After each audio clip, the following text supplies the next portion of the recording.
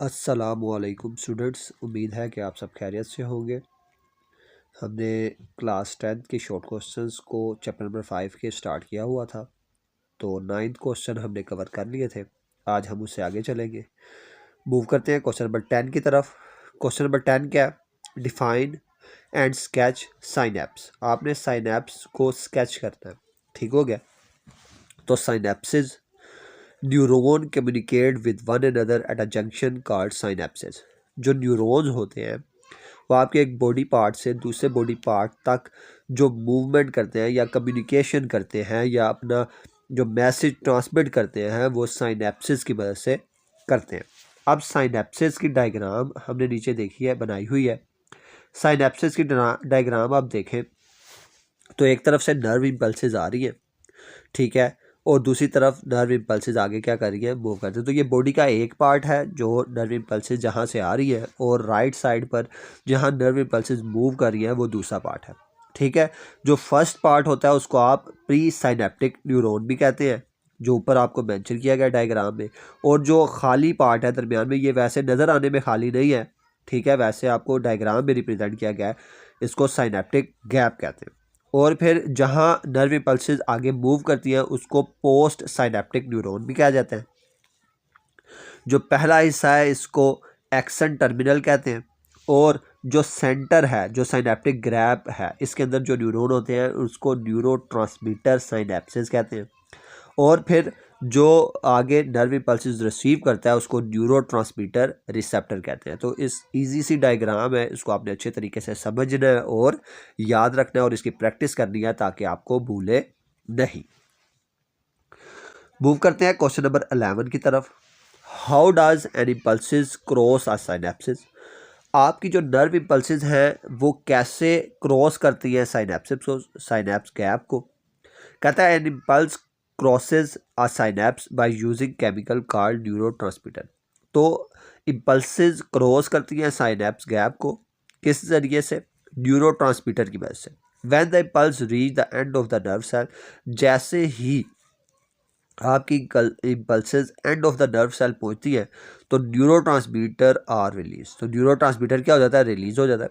They cross the gap, जो gap को cross करवाता है, साइनेप्स को क्रॉस कराता है, and pass the message to the next nerve cell, और नए नर्व सेल्स तक आपका मैसेज पहुंचा देता है। व्हाट एक्शन और change due neurotransmitter transmit to the target cell. कौन सा एक्शन और चेंज न्यूरोट्रांसमीटर करता है transmit to the target cell, transmit करने के लिए टारगेट सेल पर। Transmit a signal. Neurotransmitter transmit करता है signal that causes a change in the activity of the target cell, जो activity of the target cell को तब्दील करता है। सच एज स्टार्टिंग, उसकी स्टार्ट करना, स्टॉपिंग, उसको रोकना, मॉडिफाइंग, उसमें तब्दीलियाँ करना, और नर्व इम्पल्सिस और रिस्पॉन्स, नर्व इम्पल्सिस के दरमियान और रिस्पॉन्स के दरमियान। क्वेश्चन नंबर 13 है, what happen to neurotransmitter after they deliver their message. क्या होता है neurotransmitter after they deliver their message, जब वो अपना मैसेज भेज देता है। After neurotransmitter deliver their message, जब न्यूरो ट्रांसमीटर अपना मैसेज भेज देता है टू द टारगेट सेल को, they are quickly remove from the synapse. तो ये क्या कर देता है? रिमूव कर देता है, खुद को रिमूव करता है साइनेप्स से। This can happen in 3 ways, ये 3 तरह से होता है। ब्रोकन डाउन बाय एंजाइम्स, किसी एंजाइम के जरिए तोड़ देता है। Take back into the original neuron, उसको ओरिजिनल न्यूरॉन में वापस ले जाता है। Diffuse way into surrounding areas, और डिफ्यूज कर देता है सराउंडिंग एरियाज के जरिए। This clearing ensures the nerve signal stop properly. इससे ये पता चलता है कि नर्व सिग्नल प्रॉपरली स्टॉप करते हैं, and the synapse is ready for the next message, और साइनेप्स तैयार होता है नए मैसेज के लिए। क्वेश्चन नंबर 14 है, how many different types of neurotransmitter are there. कितने किस्म के न्यूरो ट्रांसमीटर मौजूद हैं? There are over 100 different types of neurotransmitter known so far. 100 किस्म के न्यूरो ट्रांसमीटर मौजूद हैं, जो बहुत ज़्यादा हैं। सम इम्पोर्टेंट्स उसने नीचे आपसे डिस्कस की हैं। Number 1, acetylcholine help in muscles movement, जो मसल्स मूवमेंट के लिए मदद करता है। फिर उसके बाद dopamine linked in player and motivation, जो प्लेयर और मोटिवेशन को लिंक करता है। फिर serotonin control mood and sleep, जो आपके मूड और स्लीप को कंट्रोल करता है। फिर गाबा रिड्यूस नर्व एक्टिविटीज़, जो नर्व एक्टिविटीज़ को क्या करता है, रिड्यूस करता है। फिर glutamate involve in learning and memory, जो लर्निंग और मेमोरी रखने में मदद देता है। क्वेश्चन नंबर 15 है, रिफ्लेक्स एक्शन क्या है? What is reflex action? A reflex action is the automatic, quick, and involuntary response to a stimulus that doesn't require conscious thought. Reflex action एक ऑटोमेटिक, क्विक, जल्द से जल्द, इनवॉलंटरी रिस्पॉन्स है, यानी बगैर होश के रिस्पॉन्स है स्टिमुलस का, जो डजंट रिक्वायर कॉन्शियस थॉट, जिसमें आपकी सोच विचार की ज़रूरत नहीं है। It help protect the body from harm. इसका काम क्या है? आपकी बॉडी को नुकसान से बचाना। मिसाल से समझते हैं। Example, if you touch something hot, अगर आप किसी गर्म चीज़ को छूते हैं, you quickly pull your hand away without thinking, तो आप क्या करते हैं? अपना हाथ बगैर किसी सोच विचार के उसको पीछे खींच लेते हैं। This is a reflex action, इसको रिफ्लेक्स एक्शन कहते हैं। इट हैपन, ये होता है थ्रू अ सिंपल पाथवे, एक सिंपल पाथवे के ज़रिए, जिसको आप रिफ्लेक्स आर्क कहते हैं, which involves a sensory nerve, जिसमें सेंसरी नर्व शामिल है, स्पाइनल कॉर्ड शामिल है और मोटर नर्व शामिल है। Name the endocrine glands of man. Endocrine glands of man आपने बताने हैं। तो इंडोक्राइन ग्लैंड्स कौन से होते हैं? हार्मोन्स होते हैं जो जिस्म के फ़ाल को रिप्रेजेंट करते हैं, जैसे मेटाबॉलिज्म, नशोनुमा और तौलीद के कंट्रोल को रिप्रेजेंट करते हैं। तो ये वो सारे ग्लैंड्स हैं जो इन कामों में क्या होते हैं, अपना फंक्शन परफॉर्म करते हैं। ठीक हो गया? तो इनमें शामिल है pituitary gland, thyroid gland, parathyroid gland, adrenal gland, pancreas, ovaries in female, औरतों के अंदर होती है, और टेस्टिस इन मेल, और ये टेस्टिस जो होते हैं वो मेल के अंदर होते हैं। इनको आगे हम तफसील से पढ़ते हैं। कहता है, name the hormones secreted by each of the endocrine gland. आपने हार्मोन्स के नाम लिखने हैं, ठीक है, और उनके सिक्रेटेड फंक्शन लिखने हैं।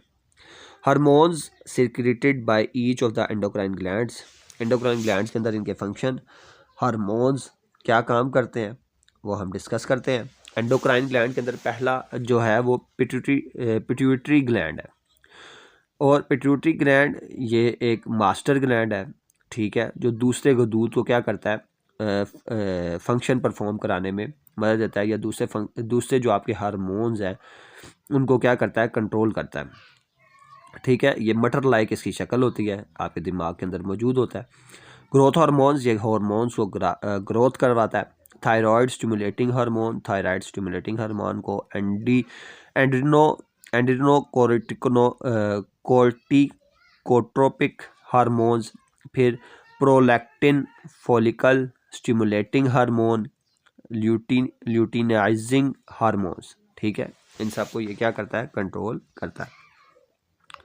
फिर उसके बाद आ जाता है आपका थायराइड ग्लैंड, ठीक है, ये हार्मोन्स हैं जिनको T3 और T4 कहते हैं, उनको ये खारिज करता है। ठीक है, ये थायराइड गदूद हैं जिनका काम क्या है, थायराइड ग्लैंड। अच्छा, इसने आगे लिखा भी है थायरॉक्सिन T4, टेरिडोथायराइड T3 और कैल्किटोनाइन। ठीक है, इसका काम क्या है, ये आपकी दिल की धड़कन को धड़कन, तवानाई और जिस्म का दर्जा हरारत का करता है, कंट्रोल करता है। फिर उसके बाद आता है पैराथायरॉयड ग्लैंड, ठीक है, जिसको PTH पैराथायरॉयड हार्मोन्स भी कहते हैं, यानी पैराथायरॉयड ये क्या है, गदूद है, ठीक है, जो गर्दन के पीछे जो आपका होता है ना, गर्दन के पीछे 4 गदूद हैं, ठीक है, यानी इसकी जो लोकेशन है वो गर्दन के पीछे है, और ये 4 गदूद होते हैं, और इनका काम क्या है, खून के अंदर कैल्शियम की सतह को कंट्रोल रखते हैं, ठीक है, और उसके अलावा गुर्दों और आंतों से कैल्शियम को मुतवाज़न रखकर जिस्मानी अफ़ाल दुरुस्त करते हैं। ठीक हो गया। फिर उसके बाद आ जाता है एड्रिनल ग्लैंड। एड्रिनल ग्लैंड कौन सा है, ये गुर्दों पर मौजूद एक गदूद है, ठीक है, और adrenal epinephrine, norepinephrine, cortisol, aldosterone, androgens, ठीक है, ये सारे गदूद हैं, और इनका काम क्या है, एड्रिनल ग्लैंड का, ये मेटाबॉलिज्म, ब्लड प्रेशर को कंट्रोल करते हैं। फिर आ जाता है पेंक्रियाज। पेंक्रियाज क्या है, ये हम पहले भी पढ़ चुके हैं, लबलबे को कहते हैं पेंक्रियाज, ठीक है। अब इसमें शामिल है इंसुलिन, ग्लूकोजन, सोमेटोस्टेटिन, ठीक है। ये हाजमे के लिए एंजाइम्स को पैदा करते हैं और खून में शुगर की सतह को कंट्रोल करने वाले हार्मोन्स को क्रिएट करते हैं, ठीक हो गया। फिर उसके बाद आ जाता है ओवरीज, जो फीमेल्स के अंदर मौजूद होती हैं, जिसको आप एस्ट्रोजन, प्रोजेस्ट्रॉन, इनहिबिन, रिलैक्सन, ठीक है, ये हार्मोन्स हैं, ठीक है। ये औरतों के अज़ाए तौलीद भी इसको कहा जाता है और इसका काम क्या होता है, ये अंडे पैदा करता है जिससे आपकी नस्ल अफजाइश पाती है। फिर इसी तरह टेस्टिस मेल के अंदर है, जिसको टेस्टोस्टेरोन इनहिबिन कहा जाता है। ये मर्दाना तौलीदी निज़ाम को परफॉर्म करता है, यानी ये स्पर्म्स को पैदा करता है जिससे एक मर्द अपनी नस्ल को आगे बढ़ाता है, ठीक हो गया। फिर आगे चलते हैं इससे क्वेश्चन नंबर 18 की तरफ। क्वेश्चन नंबर 18 क्या है, आपने डिफरेंशिएट बताने हैं, लास्ट क्वेश्चन है इस चैप्टर का, सेरिब्रम और सेरिबेलम के दरमियान, सेंसरी एंड मोटर न्यूरॉन के दरमियान, वॉलंटरी एंड इनवॉलंटरी एक्शन के दरमियान, nerve impulses and hormonal transmission के दरमियान, एंडोक्राइन ग्लैंड और एक्सोक्राइन ग्लैंड के दरमियान। तो ये आपने डिफरेंस बताने हैं और इम्पोर्टेंट है, एक अगर शॉर्ट क्वेश्चन में आता है तो एक आधा डिफरेंस आ जाएगा, अगर लॉन्ग में आएगा तो फिर एक से ज़्यादा डिफरेंस आ सकता है। सेरिब्रम और cerebellum largest part of the brain है ये, ठीक है, सेरिब्रम।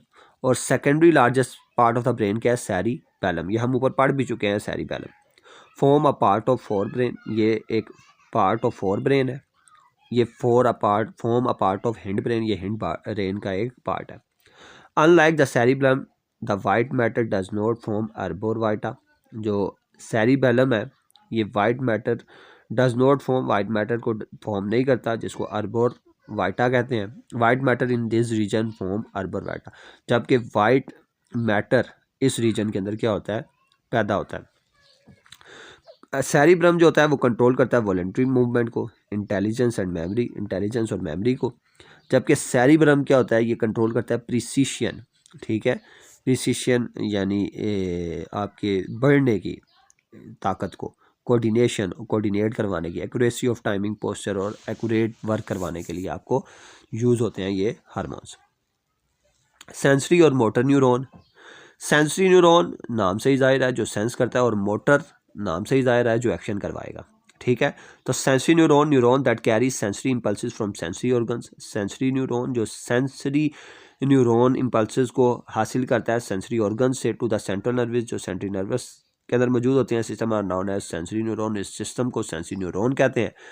जबकि they are located in the dorsal root, ये डोर्सल रूट पर मौजूद होता है, ganglion of the spinal nerve में। इट इज़ यूनिपोलर, ये यूनिपोलर है।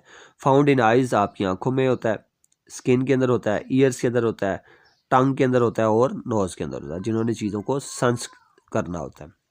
Motor neuron, a neuron that carries motor impulses, motor neuron जिन्होंने कैरी करना होता है मोटर इम्पल्सेस को from the central nervous system से टू स्पेसिफिक अफेक्टर तक, is known as motor neuron, उनको मोटर न्यूरॉन कहते हैं।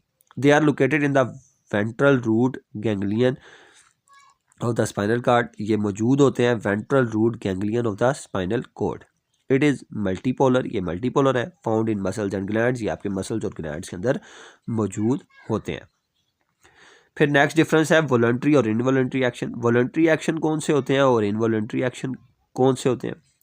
Voluntary action are the response by the will and may not be automatic और इमीडिएट। वॉलंटरी एक्शन वो होते हैं जो आप अपनी मर्जी से रिस्पॉन्स करते हैं और ये ऑटोमेटिकली परफॉर्म नहीं होते।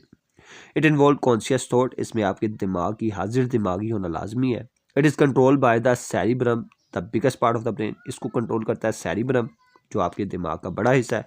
स्लो रिस्पॉन्स होता है as a cerebrum required time और टू थिंक, और सेरिब्रम को टाइम चाहिए होता है थिंक करने के लिए।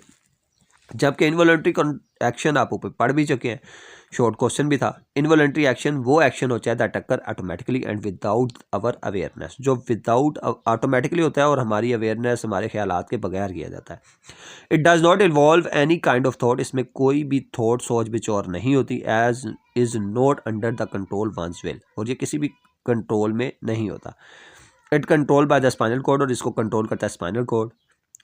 एंड द हिंड ब्रेन और hindbrain cranial reflex action, cranial reflex action, it is a rapid response, और ये रैपिड रिस्पॉन्स है, ठीक है, जल्द से जल्द होने वाला।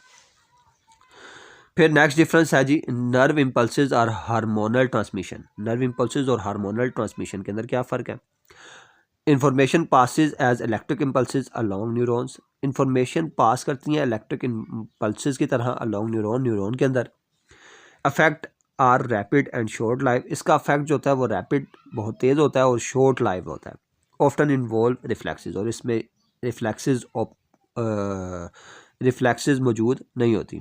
जबकि हार्मोनल ट्रांसमिशन में information passes as a chemical messenger in the blood, information pass करती हैं केमिकल मैसेंजर के तौर पर और ब्लड के अंदर। Affect our usually slow and longer lasting, इसका अफेक्ट जो होता है ये लॉन्ग होता है और स्लो होता है। डेवलपमेंट के लिए ये इस्तेमाल होता है, कंट्रोल ऑफ ग्रोथ के लिए, मेटाबॉलिज्म के लिए और रिप्रोडक्शन के लिए इसका इस्तेमाल होता है। नेक्स्ट डिफरेंस है एंडोक्राइन ग्लैंड और एक्सोक्राइन ग्लैंड। एंडोक्राइन ग्लैंड हमने अभी डिस्कस भी किया है, वो ग्लैंड जो आपके जिस्म के फ़ाल को, जैसा कि मेटाबॉलिज्म, नशोनुमा और तलीद को कंट्रोल करता है, उसको आप एंडोक्राइन ग्लैंड कहते हैं। Gland which do not possess any ducts are called endocrine gland, वो ग्लैंड जो कोई भी पोजेस डक्ट्स नहीं करता उसको एंडोक्राइन कहते हैं। दियर सिक्रेशन कॉल्ड हार्मोन्स, ये हार्मोन्स होते हैं are transport by the blood, और ये ट्रांसपोर्ट करते हैं ब्लड के ज़रिए। Endocrine gland do not have a duct, इसकी कोई भी डक्ट नहीं है। These secrete hormones which are chemical substance in the body, ये केमिकल सब्सटेंस हैं जो आपकी बॉडी की तौलीद को क्या करते हैं, जाहिर करते हैं। एक्सोक्राइन ग्लैंड पोजेस डक्ट, इसके साथ डक्ट्स होती है to help transport their secretion, जो आपकी सिक्रेशन को रिप्रेजेंट करती है। And the place of their action are called exocrine gland, जहाँ भी उसने एक्शन करना होता है उसको एक्सोक्राइन ग्लैंड कहते हैं। एक्सोक्राइन ग्लैंड हैव डक्ट, इसके साथ डक्ट होती है। दे सिक्रीट डाइजेस्टिव जूसेस, ये सिक्रीट्स होती हैं digestive juices and other excretory products like sweat, और other excretory product like sweats जैसे हैं उनके लिए। फिर thyroid gland, parathyroid gland, pituitary gland, adrenal gland, इसने एग्जांपल्स दी हैं, और यहाँ इसकी एग्जांपल हैं salivary gland, pancreas, liver Brunner glands, sebaceous glands, lacrimal tear producing glands and mammary glands. ठीक हो गया, ये इनकी एग्जांपल थी। तो ये थे आपके कुछ शॉर्ट क्वेश्चन, उम्मीद है आपको समझ आए होंगे। अगर किसी बच्चे को कोई चीज़ नहीं समझ आई तो वो मेरे से कमेंट सेक्शन में लाजमी डिस्कस करे। अगर आपको मेरे पढ़ाने का तरीका अच्छा लगता है तो आप सबसे रिक्वेस्ट है मेरे चैनल को फॉलो करें, सब्सक्राइब करें, कमेंट करें, मेरे से डिस्कशन करें, ठीक है, और मेरी हौसला अफजाई करें। मिलते हैं नई वीडियोज़ के साथ इसी चैनल पर, तब तक के लिए अल्लाह हाफिज़।